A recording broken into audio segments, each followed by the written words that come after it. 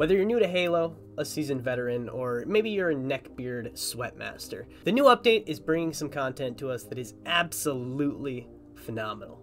And that content includes 3 new maps, 1 new weapon, 1 new power-up, and 1 new game mode. Wow! That's a lot of content! The new maps include 2 new arena maps, Chasm and Cliffhanger, and then 1 new big team battle map called Oasis. Cliffhanger is reminiscent of the Halo Reach mission Noble Actual. Architecture and style is basically instant nostalgia, just pumped right into your veins from your little eyeballs. There's a solid mix of interior and exterior areas from within the map, and add an excellent variation of combat. There are 2 things I noticed directly off the bat with this map. The first one being it is very easy to break line of sight, or line of fire in this case, by running around this map. I find it's almost like a maze and you pick it up very quickly, so you're able to duck in and out either exterior or interior areas, which in addition, the second thing I noticed is this map encourages players to use a multitude of different weapons and kind of adapting that to the situation that you're in. And it's set up in a way that it encourages both close quarter weapons and long range firepower. Coming from Captain Chaotic himself, this is a big W for Halo Infinite. Now, I hope I don't bring down the vibe with this next point.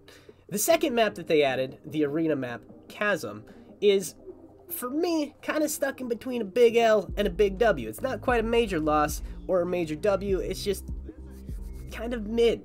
At the surface level, Chasm is very aesthetically pleasing. It has Forerunner architecture all over the entire map, and overall, very unique. This map in a plethora of different ways. But where I have issues with it is there's many single lane areas. So what I mean by that is you could be at the exact opposite side of this long hallway and all of a sudden you have 4 dudes shooting at you. You're kind of screwed. Now, roast me in the comments if you must, but I don't love the hallway vibe. You'll see in the video here, but it has basically 2 sides with 2 hallways directly on top of each other and then a bridge in the middle.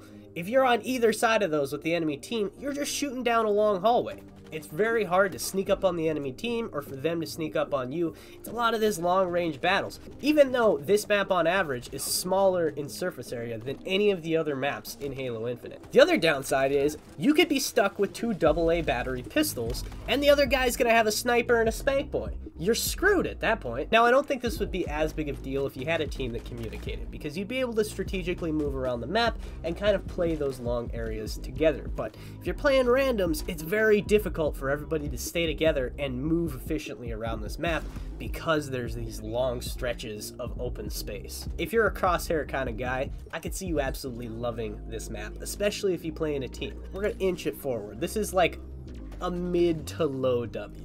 Okay, do you agree with me?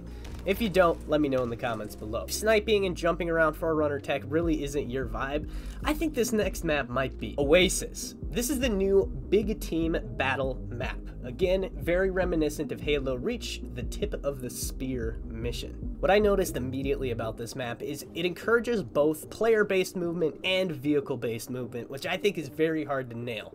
And Halo Infinite has done it again with this map. Now, the cool thing about this map is it encourages vehicle combat, but not at the detriment of player combat. With the inclusion of structures and open spaces, the variety of combat brought from this map is absolutely excellent. With a plethora of available weapons across this map, this next weapon might be something that'll come in handy. The M392 Bandit Rifle. This newly added piece of hardware is unlike that of any other weapon in the game.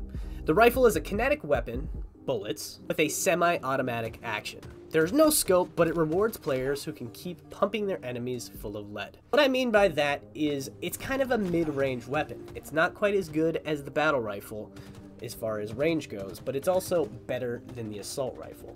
So the fact you don't have a scope isn't great, but you're able to hit harder at farther distances than other weapons that also don't have a scope. And you're almost to that level of the ones that do.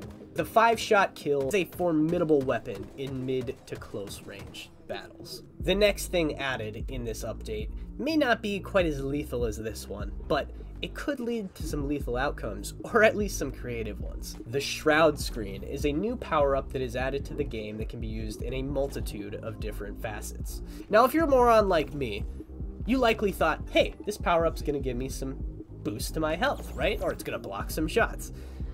you'd be wrong. The Shroud Screed doesn't directly affect your health or block any shots, but what it does do is it confuses the enemy. I'm kind of dancing around it. It's basically a smoke bomb, right? But it's in a sphere. This can be used in a variety of ways, right? Like you could use this to confuse the enemy, bait the enemy, change directions and get out of there, cover your tracks. You can use it in so many different facets that it is a very, very cool addition to the game. From the experience I've had using it, it actually works quite well. It throws people off, and I mean, hell, it threw me off, and I'm the one who used it. And there's one scenario that this power-up comes in extremely handy. And that situation is the newly added game mode, Escalation Slayer. If you've ever played any other gun games, or for instance Apex's Gun Run, this is a progressional-based team game. So the way this works is as you wipe out an entire squad, your squad will then be given a new set of firearms. This goes off a wide variety of different weapons, starting with the Spanky Boy